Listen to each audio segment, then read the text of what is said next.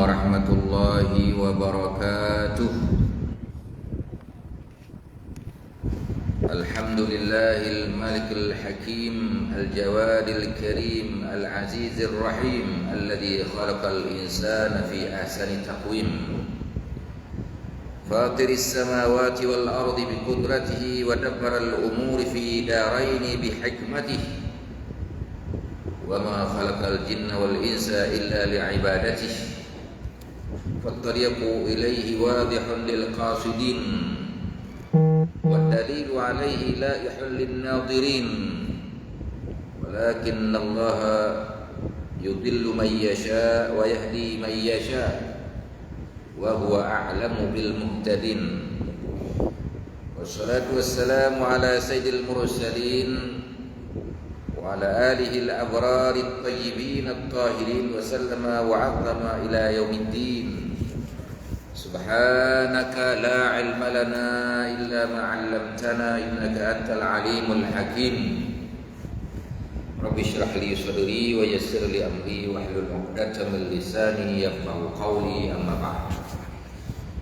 Pertama-tamanya dan selama-lamanya marilah kita merafa'kan kesyukuran kepada Allah Subhanahu wa taala karena pada pagi ini sama-sama kita dapat bertemu kembali di Masjid Kampung Raja Oda Pelabuhan Kelang selepas kita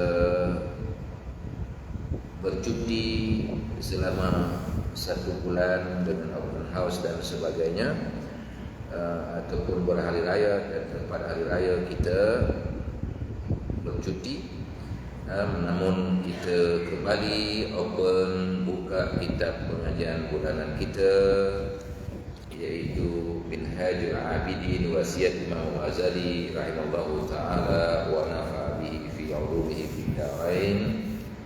Amin ya rabbal alamin. Kita baca Al-Quran dulu sehubungan dengan perkara yang sudah pernah kita sebutkan, mencintai Allah, mengakui bahawa Allah yang menciptakan dirinya, Allah yang menciptakan kita semua, Allah menciptakan diri kita ni, ya. Dan Allah mempunyai sifat-sifat, paling kurang kita dapat mengetahui akan sifat-sifat Allah itu 20, karena sifat Allah itu banyak, namun yang mampu dicerna oleh akal kita ialah 20 saja, dan nama-nama Allah pun banyak, tapi yang mampu dicerna oleh akal ada 99 nama, ya. Itu dia. Maka semua itu adalah kehendak daripada Allah Subhanahu wa taala. Dialah yang menciptakan langit, menciptakan bumi dan isinya, ya.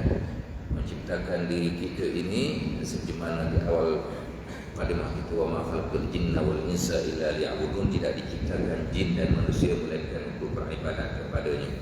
Jadi diri kita ini adalah ciptaan Allah Subhanahu wa taala, maka tugas kita, matlamat kita untuk mengabdikan diri kepada Allah, itulah menjadi abidin. Maka seseorang menjadi abidin ada metodnya, ada caranya, ada manhajnya. Manhajnya iaitu Ahlus Sunnah wal Jamaah, ya. Akidah kita Ahlus Sunnah wal Jamaah. Maka bila disebut Ahlus Sunnah wal Jamaah, kita kena memahami akan sifat-sifat yang wajib bagi Allah Subhanahu wa taala, sifat-sifat yang mustahil bagi Allah taala, sifat yang harus bagi Allah Ta'ala, sifat yang wajib bagi Nabi, sifat yang mustahil bagi Nabi, sifat yang harus bagi Nabi. Maka kalau dikumpulkan ada 50 sifat, yang 50 sifat itu yang perlu kita pahami paling kurang seseorang itu sebelum dia mati, ya. Seperti mana hadis Jibril itu tentang iman, maka di situ ada konsep iman, ya. Kepada Allah, kepada malaikat, kepada kitab, kepada Rasul, pada qada dan qadar dan hari kiamat. Maka Imam Abu Hasan Al-Asy'ari telah menyusun pemahaman tersebut untuk memudahkan kita mengenal Allah Subhanahu wa taala. Manakala dalam fiqh untuk memudahkan kita beribadah kepada Allah taala, rukun-rukun syaratnya, maka kita berpandu kepada huraian oleh Imam Asy-Syafi'i, Imam Maliki, Imam Hambali dan Imam Hanafi. tatkala dalam ilmu tasawuf seseorang itu supaya diterima amalnya oleh Allah Subhanahu wa taala dengan menjaga akan adab-adab dan kesopanannya, yaitu ihsan, maka kita pandu kepada huraian yang telah diuraikan oleh Junaid Al-Baghdadi, Imam Ghazali ataupun Abu Yazid Al-Bustami. Maka inilah disebut orang yang abidun, orang yang telah mengenal Allah Subhanahu wa taala dengan tiga poin rukun agama tadi. Ada iman, ada Islam, ada ihsan. Kemudian ada yang satu lagi, kita hanya mengetahui tanda-tanda hari kiamat.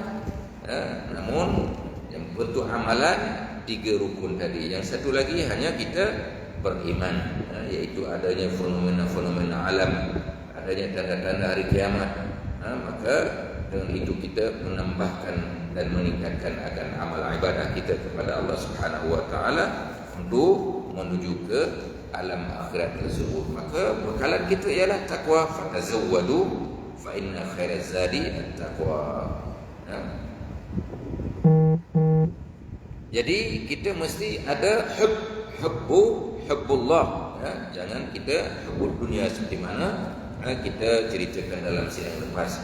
Sebuah hubungan dengan itu Allah Ta'ala berfirman, wa tubi'a ala qulubihim fahum la yafqahun. Kita imbas sedikit ayat surah Taubah ayat 87 Dan dengan sebab itu hati mereka dimeteraikan atasnya sehingga mereka tidak dapat memahami sesuatu.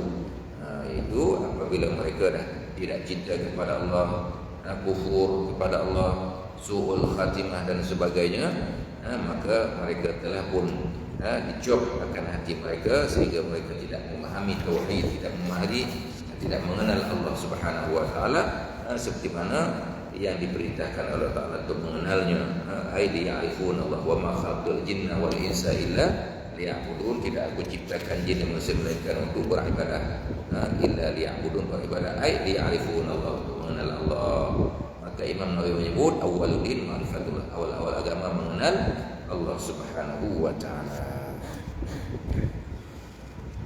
Oleh sebab itu menuntut ilmu adalah sangat penting, termasuklah mendalami ilmu tasawuf, yaitu ilmu batin. Kita dah sebut ilmu batin. Jika mendirikan salat, puasa, menunaikan haji dan juga mengeluarkan zakat termasuk dalam ibadah yang zahir, maka antara yang termasuk dalam ibadah batin ialah menjauhkan diri pada sifat takabur, sifat sombong, yang mesti kita jauhkan. Dan kita isi dengan sifat apa? Sifat yang tawadhu. Itulah lawan. Lawan kepada sifat takabur ialah tawadhu, merendah diri. Tuan-tuan yang dirahmati oleh Allah Subhanahu wa sekalian, orang Kelang ini dekat dengan masjid negeri. Sejak hari Khamis yang lepas sampailah malam tadi ke puncaknya di Putrajaya hadir seorang ulama besar, mantan mufti agung Mesir, Al-Allamah Maulana Profesor Dr. Ali Juma. Kalau tuan-tuan tak sempat hadir amat rugi, namun boleh tekan Turas Islami Selangor untuk kita mendengar ulangan ceramah tersebut. Tekan Facebook, kemudian tulis Turas Islami Selangor, boleh ulang. Dibagikan berbagai afkar, berbagai kitab, berbagai musalsal, berbagai syarahan ilmu dan sebagainya, sampailah ke puncaknya malam tadi. Alhamdulillah saya sempat menghadirkan diri pada hari Khamis di Perpustakaan Raja Oda, sampailah last kali di Masjid Negeri Shah Alam dan last kali malam tadi di Masjid Putrajaya, dan beliau malam tadi pula terbang ke Mesir. Alhamdulillah. Begitu tawadhu, begitu rendah diri, dan malam tadi digandingkan pula dengan Habib Umar bin Hafiz Al-Habib. Begitu tawadhu, bila mereka bercakap saling mengutip di antara satu sama lain, masya-Allah. Dan dihadiri daripada masjid ini sampailah ke Kementerian Keuangan penuh susah orang malam tadi. Itu dia tuan-tuan yang dirahmati Allah. ulama-ulama kita. Makin banyak ilmu, makin tawadhu. Seumpama padi makin menguning, makin untuk dapat kita mengutip hasilnya, makin dia berat, makin tunduk. Begitulah sifat tawadhu para ulama. Maka inilah yang disebut oleh Allah dalam Al-Quran, innama yakhshallaha min ibadihil ulama. Sesungguhnya orang-orang yang paling takut kepada Allah selepas Nabi dan Rasul ialah para ulama. Itu ayat Quran surah Fatir ayat 28. Dan Nabi menjelaskan, innamal ulama warasatul anbiya. Sesungguhnya ulama itu warasati wa warasatul ulama. Para ulama itu warasati wa warasatil anbiya. Sesungguhnya ulama itu pewaris aku dan pewaris para anbiya. Menunjukkan bahawa ulama itu pewaris Nabi dan Rasul. Maka kita dengar penerangan demi penerangan. Kita mesti beramai-ramai dan amat mengaibkan. Saya pergi 7 hari di Masjid Negeri Selangor, hanya di Dewan Salat. Di Dewan Salat orang patutnya disambut berapa tingkat masjid kita ni, daripada bawahnya, atasnya, ada atas lagi, ada lift lagi, tapi orangnya kurang. Hanya beberapa orang anak muridnya, sedangkan anak murid setiap tahun beribu-ribu. Anak murid Syahri Jumaat Tuan Mufti saja beribu di atas muka bumi ini. Dan kita yang belajar di Mesir, satu-satu masa sampai 11,000. Kalau mereka saja hadir, mungkin kita tak cukup tempat. Tapi malangnya hanya hadir beberapa orang saja. Itu dia tuan. Dan malam dari Kemuncak baru nampaklah hadir beribu-ribu. Itu dia tuan yang dirahmati oleh Allah SWT. Kita nak tengok daripada jarak dekat bagaimana tawadhu'nya para ulama bila bertemu sesama mereka dan sebagainya. Bukan sekadar kita mungkinlah yang jauh, yang lemah, yang mungkin tak boleh memandu, macam tuan-tuan perempuan mungkin dah mata kabur, dahi berjalur, uban terabur, kulit kendur, gigi gugur dan sebagainya, mata pun tidak dapat melihat dan sebagainya. Maka makan nasi pun kadang kita makan nasi bubur, rumah kata pergi, mari sini kata kubur. Ini mungkin kita hanya mendengar melalui TV, melalui radio, melalui Facebook dan sebagainya. Tapi anak-anak kita, cucu-cucu kita yang gagah-gagah pergi melihat supaya hati dia meletakkan hubbul ulama, cinta kepada ulama. Sebab ulama ini pewaris Nabi, Nabi tak ada, Rasul tak ada, maka digantikan oleh Allah Ta'ala dengan ulama-ulama. Jadi tuan-tuan, maka kena bersemuka, kena duduk. Walaupun kita ada alat teknologi canggih sekarang ini, boleh lihat melalui TV, tapi anak-anak kita, cucu-cucu kita yang boleh memandu, kenapa kalau ada bola boleh beli tiket lagi? Ini kita renung, kita fikirkan, ada bola, ada selebriti, boleh nak dekat, nak bersungguh, nak tengok selebriti tersebut, nak tengok artis tersebut, nak tengok pemain bola tersebut daripada jarak dekat, rela membayarkan tiket beratus-ratus ringgit, rela parking walaupun berpuluh-puluh ringgit, rela kita makan, minum dan sebagainya, mengeluarkan duit dan sebagainya, sedangkan ini free. Tak payah kita bayar tiket, parkingnya free, masuknya free, minumnya free, makannya free. Kenapa kita tidak bersemuka, tidak melihat akan ulama tersebut? Inilah dia timbul tanda tanya kepada kita, sedangkan semua COVID pun sudah dicabut dan tak ada lagi akan COVID. Walaupun ada penyakit COVID, tapi tak dimasukkan dalam penyakit yang berjangkit lagi, yang sudah bebas. Itu dia tuan yang dirahmati oleh Allah Subhanahu wa taala sekalian.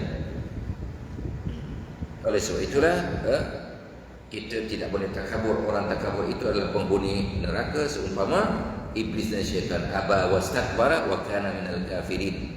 Iblis itu bersifat takabur, wastakbara. Aba yang pertama enggan, tidak mau patuh kepada Allah.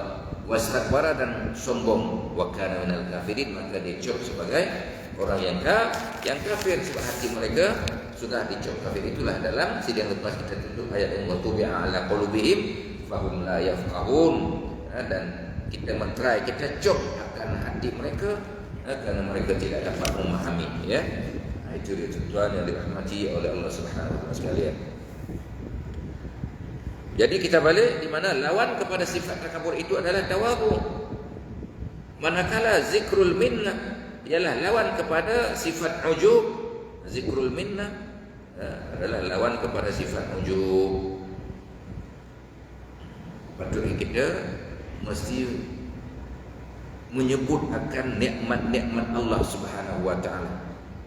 Ya. Di mana satu nikmat saja diberi kepada kita tak mampu kita menilai. Tak mampu kita mengira nilai mata, tuan-tuan. Coba bayangkan bagi mereka yang rabun dekat, yang rabun jauh, betapa susah kalau yang rabun dekat pun macam saya ni, ya. Kalau lupa spek mata macam mana? Kalang kabut dengan kelabut. Sehingga masjid tengok buat macam kedai cermin. Yang memudahkan dia keluarga macam kedai cermin tu, macam-macam saiz ada. Itu dia tuan.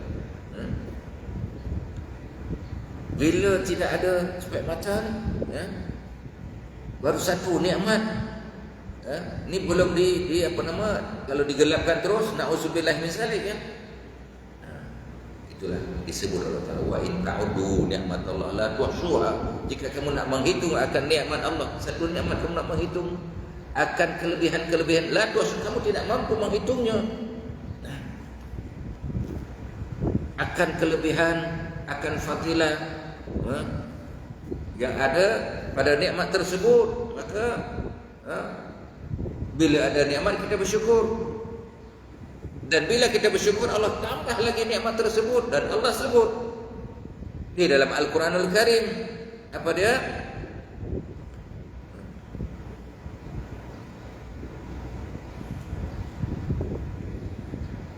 Wala in syakartum la azidannakum. Jika kamu bersyukur, kamu di mana aku akan tambahkan lagi akan nikmat-nikmat tersebut kepada kamu. Wala in syakartum wala in syakartum azab wala in kafartum inna azabi lasyadid. Jika kamu kufur, azab aku amat dahsyat. Itu dia. Maka jangan kita lupa kepada nikmat Allah Subhanahu wa taala. Dan lawan daripada zikrul minnah ini ialah sifat ujub. Ujub apa dia? Heran diri kita. Kita buat amal sikit heran. Kita baca Quran sikit kita dah heran diri kita. Kita lama sedikit di masjid dah heran diri kita. Kita berqiyamul lail sehari dua di masjid dah heran diri kita, seakan-akan kita lah dah dapat Lailatul Qadar, orang lain tak dapat. Itu dia. Kita mengkhatamkan Quran hari itu pada bulan Ramadan, seakan orang lain tak khatam. Walau orang lain tak bercakap, orang lain mungkin Ramadan itu dah khatam 3-4 kali. Kita baru sekali dah. Heran pada diri kita, amal banyaknya amal, kan? Lepas itu tak beramal lagi, tunggu Ramadan akan datang. Baca-baca lagi Quran, betul. Mengaku saja, tuan. Itu dia. Walhal Al-Quran kena hari-hari kita baca. Paling kurang kita baca kulhu sekali, 3 kali kulhu dah, sekali khatam, betul. Masya-Allah, subhanallah, ya. Itu dia. Maka jangan kita rasa ujub baru sikit amal kita, ya. Sebab bila kita menujub akan jadi akan jadi kita malas beramal, ya. Dan juga kisarul amal lawan tulul amal. Kisarul amal lawannya adalah tulul amal. Maknanya di sini ialah pendek angan-angan jadi panjangnya angan-angan pula, ya. Nak menunjukkan bahawa kita jangan berangan-angan, jangan menghayal. Itulah kenapa al-iman itu, al-imanu laisa bitakhayyuli. Iman itu bukan satu khayalan, nak menghayal nak pergi Mekah tapi tak kita usaha untuk sampai ke sana. Khayal ajalah. Kita menghayal nak pergi ke masjid tapi kita menghayal di rumah. Tidak berwudu, tidak mandi pada waktu pagi. Waktu pagi kena mandi, tuan-tuan. Bangkit jam 5 pagi, itulah selepas jam 12 tengah malam boleh mandi dah. Ini menyehatkan badan, menyegarkan badan, membuat tuan-tuan awet muda dan dekat dengan malaikat, wangi-wangian kita. Sebab bila kita tidur, kita kadang berpeluh suasana panas sekarang ini, ya, maka bangkit mandi, ya, pakai baju yang baru, singlet yang baru, jubah yang baru, pergi ke masjid dekat malaikat dengan kita, sehingga wangi-wangi semerbak.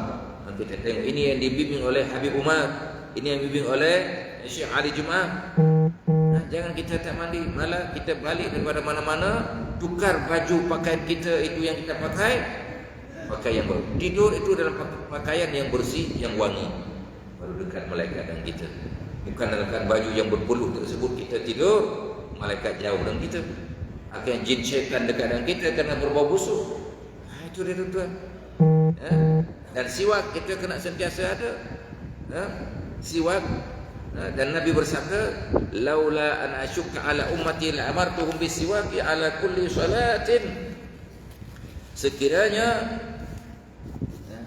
tidak memberatkan akal umatku, maka sesungguhnya aku akan memerintahkan siwak pada setiap masa. Siwak sekarang kan mudah, ini macam pen aja kan, tapi bila kita buka, siwak masuk balik, boleh letak di poket, bersih. Hanya RM5 tuan-tuan kan. Kalau area Ampang adalah depan kedai saya di Lotus Ampang. Jadi tuan-tuan yang dirahmati oleh Allah Subhanahu wa taala sekalian, di mana sunnah-sunnah ini kita lakukan semua untuk memastikan supaya kita di samping mensyukuri nikmat, kemudian kita ada sifat apa? Sifat humble, tawadhu. Kemudian ada sifat kita jangan panjang angan-angan, jangan sifat ujub dan sebagainya, ataupun sifat yang lain sebab sum'ah ini suka memperdengarkan kebaikan kepada orang, suka memperdengarkan akan amal-amal soleh kita kepada orang, sedekah kita dan sebagainya. Kita disunatkan menyembunyikan. Itulah kenapa Nabi SAW salat sunat pun di rumahnya, kemudian baru salat berjamaah bersama para sahabat. Cuma oleh kerana kita mungkin jauh rumah kita, maka kita pun salat sunat di sini. Tapi niatnya jangan menunjuk-nunjuk, jangan ada takabur sombong, tetapi ingat itu adalah perintah Allah Subhanahu wa taala. Berikut ini juga merupakan ibadah batin. Dalam menjalankan ibadah batin ataupun lahir, keseimbangan di antara keduanya adalah penting agar tidak berat sebelah ataupun pincang. Maknanya zahir kita pun kena bersih tadi, batin pun kita kena bersih, dalaman kita, hati kita, minda kita, pemikiran kita kena bersih. Bukan luarannya bersih, cantik, baju kena iron, kalaulah lalat berdiri dia akan jatuh, begitulah licinnya, tetapi dalamannya kotor. Bukan. Islam agama yang bersih, zahir dan batin. Itulah dia agama yang telus, agama yang lurus, agama yang kudus. Jadi nampak kita tengok, kalau tuan-tuan tengok malam tadi semua saluran televisyen daripada TV1 dan sebagainya, TV Al-Hijrah, ataupun ulang kaji hari ini, tekan Facebook dan sebagainya, tekan aja Habib Umar, tekan aja Ali Jumaah, akan keluarlah. Kita tengok bagaimana umur Ali Jumaah dah 72, tapi bersinar-sinar wajahnya. Itu dia tuan-tuan yang dirahmati Allah, kerana menunjukkan keikhlasannya, tawadhu'nya, rendah dirinya. Walaupun dia adalah di antara 20 ulama yang paling berpengaruh di dunia. 20 di antara 20 ulama terpengaruh di dunia, Syekh Ali Jumaah ini, dan juga Habib Umar. Subhanallah tuan-tuan, begitu humble-nya. Sebab apa? Mereka telah melaksanakan kehidupan mereka di segi zahirnya, mereka menuntut ilmu daripada kecil sampailah tua, masih menuntut ilmu, masih saling bertanya, saling bermuzakarah sesama ulama, walaupun mereka sudah mencapai ilmu yang hebat dan beramal tuan-tuan. Saya pergi ke Tarim, 3 minggu duduk dengan Habib Umar. Kita tengok bagaimana tuan-tuan, Bangkit jam 3, jam 5 azan subuh. Kita jam 6 kan. Dia jam 5, tapi beza waktu kita 6 jam, 7 jam. Tuan-tuan, kita tengok bagaimana ulama Rabbani, ulama yang takut kepada Allah Subhanahu wa taala. Jam 3 dibangkit dah. Bukan seorang dua, satu Darul Mustafa itu pelajar yang ada 2,000 sekali. Jam 3. Bila setiap malam. Bukan kita setahun sekali bulan Ramadan. Setiap malam, tak boring-boring. Dibimbing oleh murabi mereka, Habib Umar. Salat tahajud. Kemudian berzikir. Berzikir, zikir. Kemudian salat subuh, salat sunat fajar macam itu. Kemudian selesai daripada itu dia akan berdiri salam dulu. Kau bayangkan tuan kalau 1,000 orang, tapi laju sajalah. Melainkan orang-orang yang tu cium tangan, kalau tak laju jalan. Lepas tu duduk halakah masing-masing. Duduk halakah, ada guru masing-masing yang duduk, yang besar-besar duduk dengan, yang ulama-ulama duduk dengan Habib Umar mengaji kitab tafsir dulu, tafsir Baydawi. Tak lama, 20 minit ke 25 minit. Kemudian ditukar kitab Muwatta Imam Malik, 20 minit. Selepas itu dah masuk isyraq, dia salat isyraq.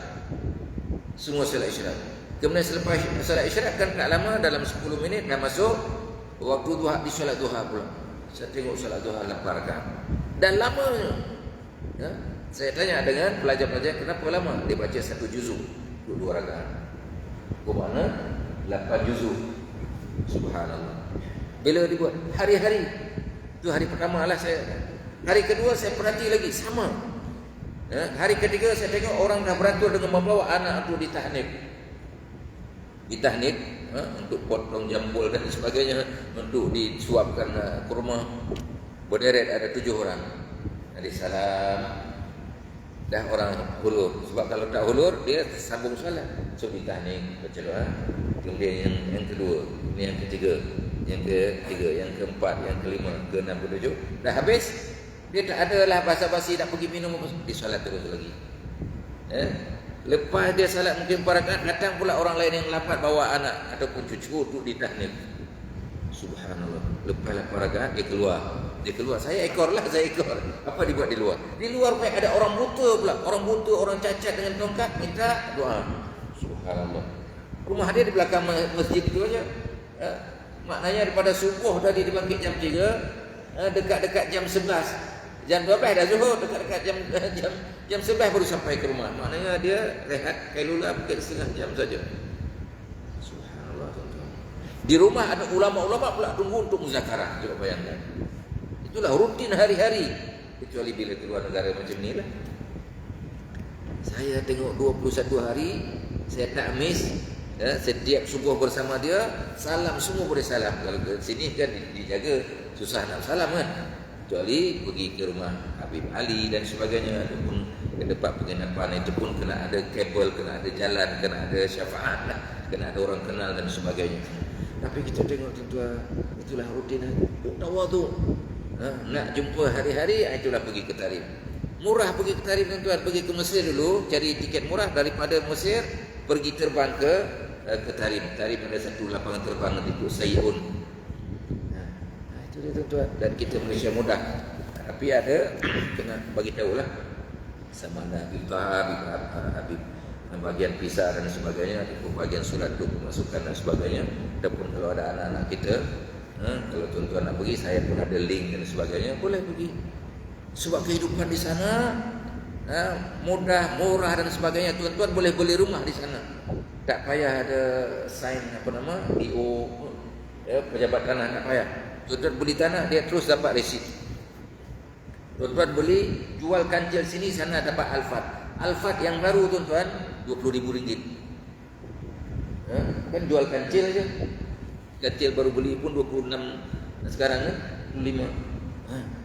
Jual kancil, dapat Alphard di sana, masya-Allah. Kalau naik Alphard memang tengok wajah Malaysia.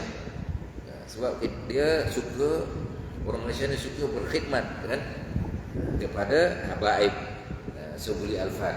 Itu dia tuan. Nak menunggu, nak menghantar dan sebagainya. Kalau nak pergi mengaji pun biar ramai-ramai kan. Itu yang duduk di luar, yang menyewa rumah ataupun beli rumah.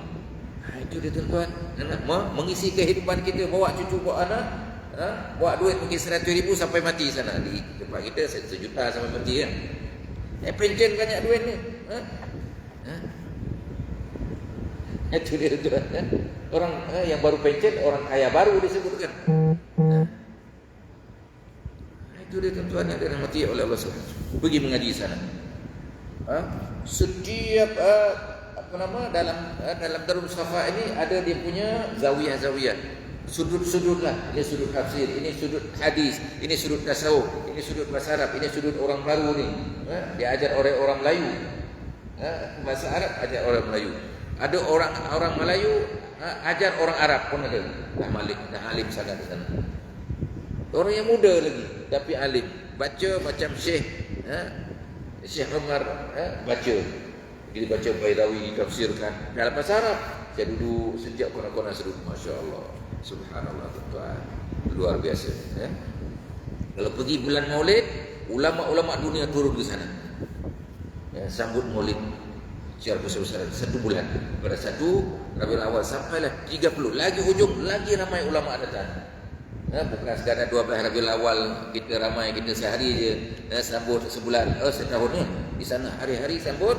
Tapi bulan Maulid lagilah sambutannya begitu hebat. Dan kita tengok begitu tawadhu. Subhanallah tuan-tuan. Sentiasa senyum. Hari-hari dia buat dan rasa seronok syahdu. Kalau kita setahun sekali itulah jadi kita boring. Itu pun balas dendam lepas buat 1 malam tu, besok tidur satu hari.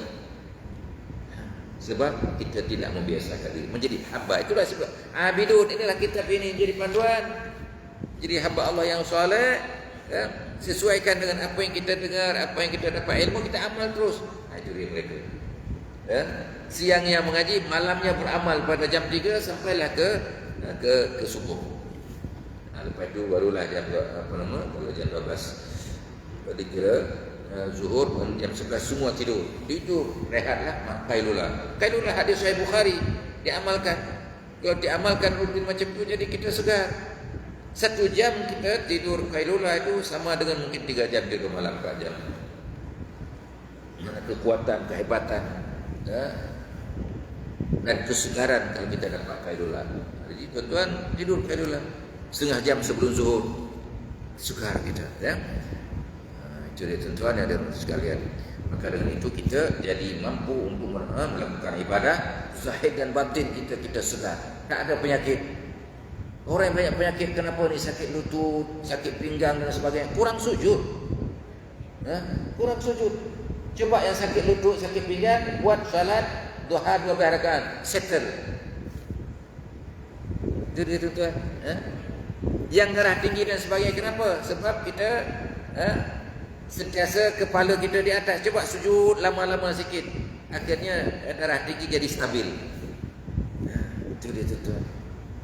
Orang darah rendah pun jadi stabil kalau kita rukuk sujud. Inilah jogging kita, inilah sukan kita. Hebat tuan-tuan. Daripada kita nak jogging pergi jalan, lepas jalan dah tarik urat lutut, urat paha, urat betis dan sebagainya kan. Tapi kalau kita rukuk sujud stabil semua, daripada jantung kita, darah kita, pinggang kita, lutut kita, urat betis kita dan sebagainya, buku lali kita semua. Itulah kenapa ada duduk tawaruk, ada duduk duduk tahiyat akhir dan sebagainya. Duduk tahiyat akhir kena kaki kan kena tekan. Apa ciri-ciri orang ada kolesterol? Kita boleh trace sendiri. Kalau masa kita tekan kaki itu sakit, bermakna kita ada kolesterol. Tak boleh lama. Nafil alamin innaka hamidum majid. Tunggu imam lambat.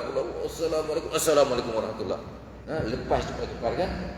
Pada duduk lagi dalam keadaan duduk seumpama duduk tahiyat akhir, sehingga selesai imam membacakan la ilaha illallah wahdahu la syarikalah lahul mulku wa lahul hamdu yuhyi wa yumiitu wa ala kulli syai'in qadir 10 kali ya. Kemudian al-majirni minan nar 7 kali, barulah kita bersila, barulah lepaskan kedudukan tahiyat akhir tadi. Kita buat hari-hari coba sehat kita. Itu dia tuan-tuan. Itu kita punya sukan, kita punya jogging, kita punya ibadah yang bertakarub kepada Allah Subhanahu wa taala. Kalau kita buat macam tu, tak payahlah ke taman, tak payah jogging ke tempat-tempat yang telah disediakan. Kita ada tempat, inilah masjid. Ataupun kalau kita nak buat sunat-sunat tadi, duha dan sebagainya, dekat corner rumah kita ada sajadah satu, itulah dia. Lepas itu segar tengok, ya. Baru betul kan. Imam Abu Hurairah lepas saya subuh duduk, ya, tidak akan tidur, tidak akan buat aktiviti lain sebelum dia berzikir 12,000 kali. 12,000 kali tuan-tuan. Ya.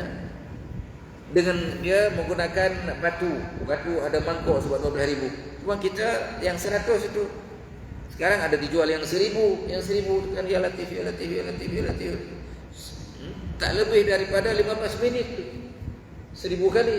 Syekh Al-Jum'ah kata kalau kita baca Allah 6,000 kali, Masya Allah, semua jin syaitan akan keluar di rumah. Allah ni kita baca 6,000 kali, tak lebih daripada setengah jam. 6,000 kali. Bila ada rasa panas, jin sudah mengamuk, maka kata dia baca ya Latif pula untuk menyeimbangkan. Itu dia, bila dah panas baca ya Latif, jadi sejuk balik. Jadi macam itulah kita, suasana panas, banyak ya Latif. Tak ada aircon, elektrik tak ada dan sebagainya, bil tak ada, tak bayar, dipotong, ya Latif lah. Tapi bil cukup, tetap kena bayar, jangan ya Latif saja, bil tak bayar, nanti dipotong elektrik dan sebagainya. Jadi tuan-tuan yang dirahmati oleh Allah Subhanahu sekalian, inilah dia zahir kita dan batin kita kena mantap. Zahir kita pastikan pakaian kita tadi bersih, kan? Kenderaan kita bersih, luar kereta bersih, dalam kereta bersih. Itu boleh buat bersih, wangi lagi. Maka tubuh badan kita pun macam tu, di rumah kita macam persekitaran macam tu. Namun hati kita pun kena bersih, minda kita kena bersih. Maka inilah disebut batin, ataupun zahir dan batin kita seimbang, tidak pincang sebelah. Itulah yang kita doa, Rabbana atina fid dunya hasanah wa fil akhirati hasanah wa qina adzabannar, kan? Dan hasanah kita kena baik, akhirat kita kena baik. Dan ujungnya kita berdoa supaya selamat pada api neraka. Kalau dah baik, semua baik, tapi tak selamat pada api neraka, tak ada guna hidup, kan? Itu dia tuan-tuan.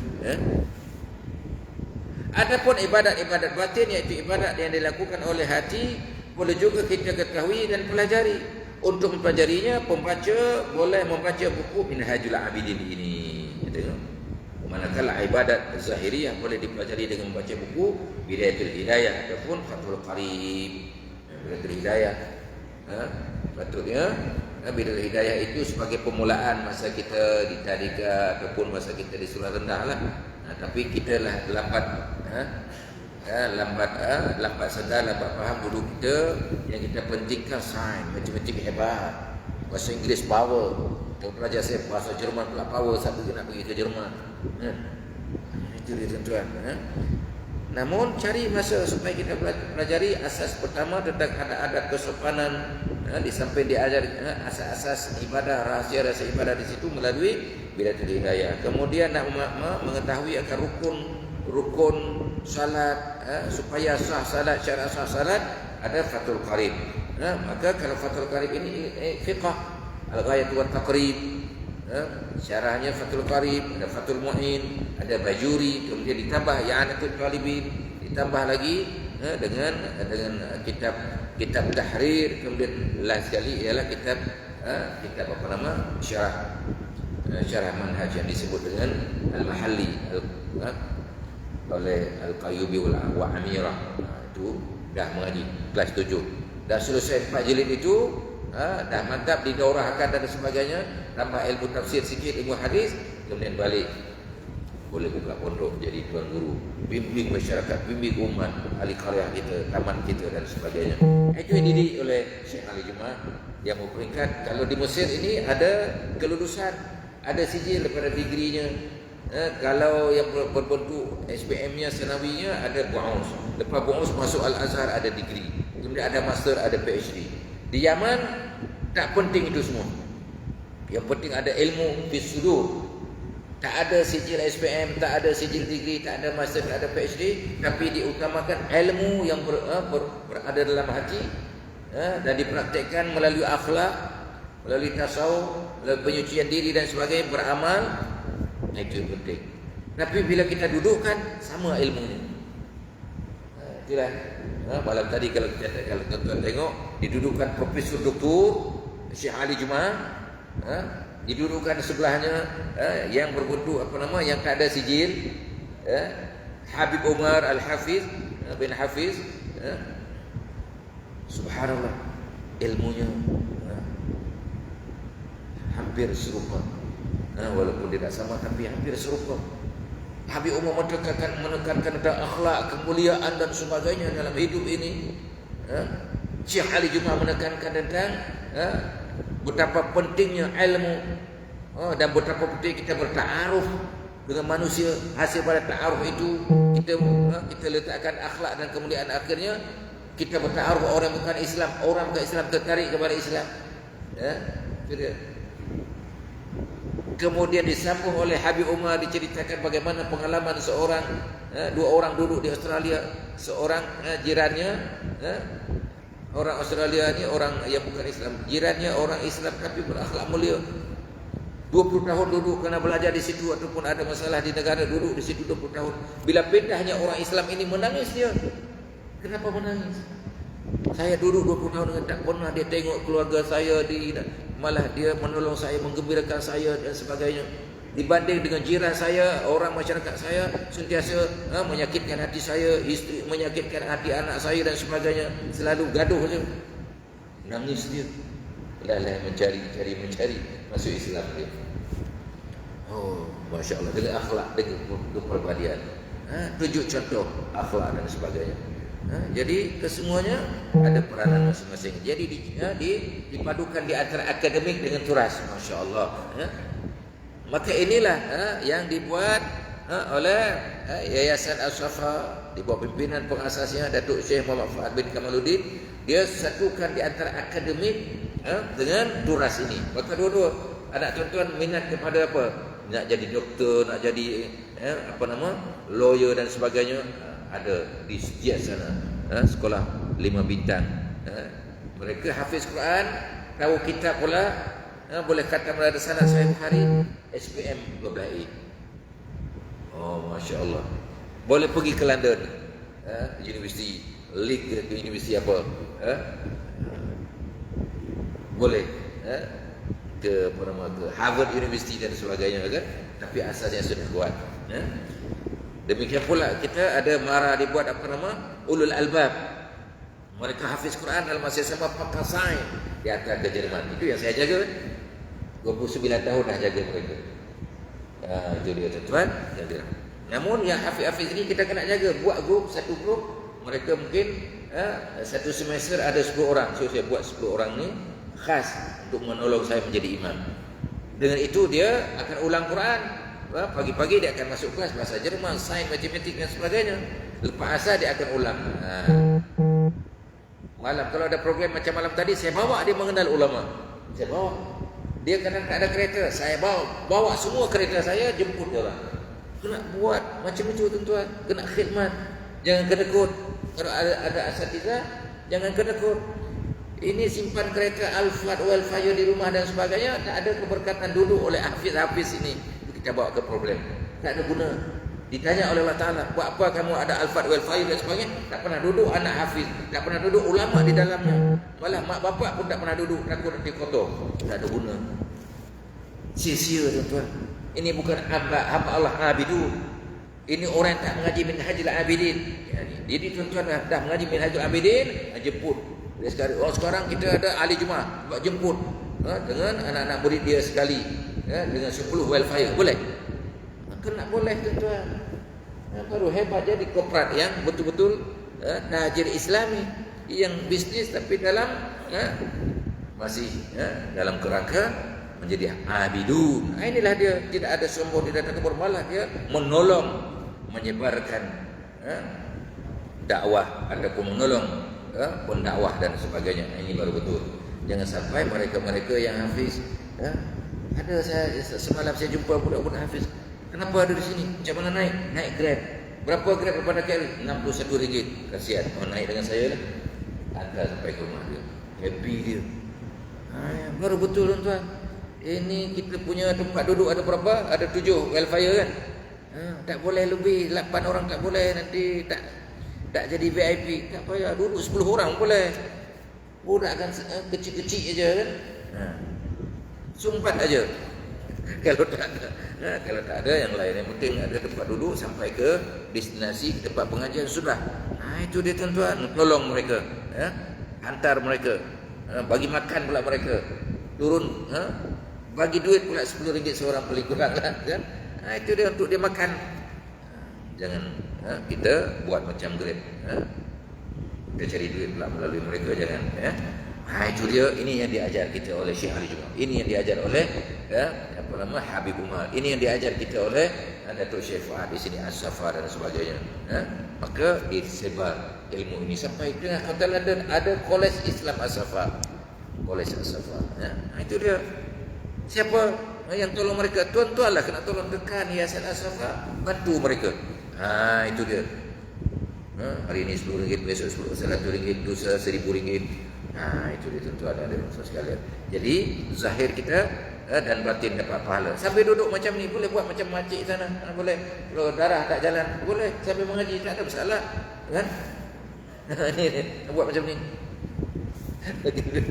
Sebenarnya kita nak salat isyarat jadi tuan-tuan yang dirahmati oleh Rasulullah sekalian, syuruh kita adalah 7:2 campur 6 7:8, ada 4 minit lagi Jadi ada kitab Fathul Qarib. Bentuk ibadah batin yang lain ialah tawakal, yang berarti percaya dan pasrah kepada Allah. Ini tawakal. Mana selepas kita buat, selepas kita usaha, selepas kita pergi ke sawah, selepas kita tanam benih, kemudian kita buang rumput rumpai dan sebagainya, kita bubur air, baru tawakal kepada Allah Taala. Jangan campak benih aja lepas tu tak pergi tengok. Tak tengok sama ada rumput rumpai sudah naik ataupun air dan sebagainya sudah kering. Bukan macam tu. Tawakal makna usaha, lepas tu serah kepada Allah Subhanahu wa taala. Maka dalam hidup pun macam tu, kita buat serah kepada Allah Taala. Kalau dalam Fathul Qarib tadi dipastikan sah sesuatu amalan. Dalam tasawuf bukan sekadar sah, diterima sesuatu amalan. Jadi digabungkan di antara fiqh dengan tasawuf, sah dan diterima.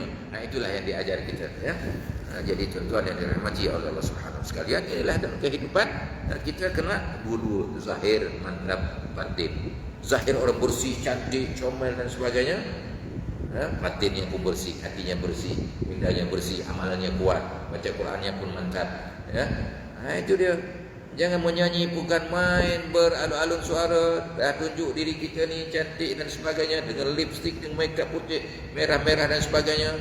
Kemudian meminjam suara Hindustan, konon-konon dia Aishwarya Rai dan sebagainya. Baca Quran, alhamdulillah tak beres. Ini bukan orang yang abidun. Ini orang yang suka hubbud dunia, masih cinta dunia. Walaupun solat 5 waktu, tapi Qurannya tak pernah mengaji dengan ustaz, tak pernah panggil imam untuk menguji kita, tak pernah panggil ustazah ke rumah kita untuk betulkan qiraah kita, cucu-cucu kita. Mungkin kita malu di hadapan orang, panggil ke rumah, ataupun kita yang ke rumah ustaz baru dapat berkat. Sebab ilmu itu ada talab. Talab ni mencari, bukan didatangkan. Ilmu itu kena mencari. Itu baru betul Kita kurang berkat hari ini, kita kadang-kadang panggil guru ke rumah, kemudian kita belum siap lagi, belum bangkit, cucu belum bangkit, anak belum bangkit, sarapan belum. Kadang ustaz dah datang ke rumah 1 jam pula menunggu, macam nak mengemis pula ke rumah orang tu dan sebagainya. Ini belum lagi bila kadang-kadang kita bagi sedikit sedikit sabu hati, tak malu pula minta resi. Na'udzubillah. Kalau saya macam tu terus, babai lah, tak payah duit-duit itu yang dibagi saya bagi balik, babai saya tak jumpa lagi kalau minta resi.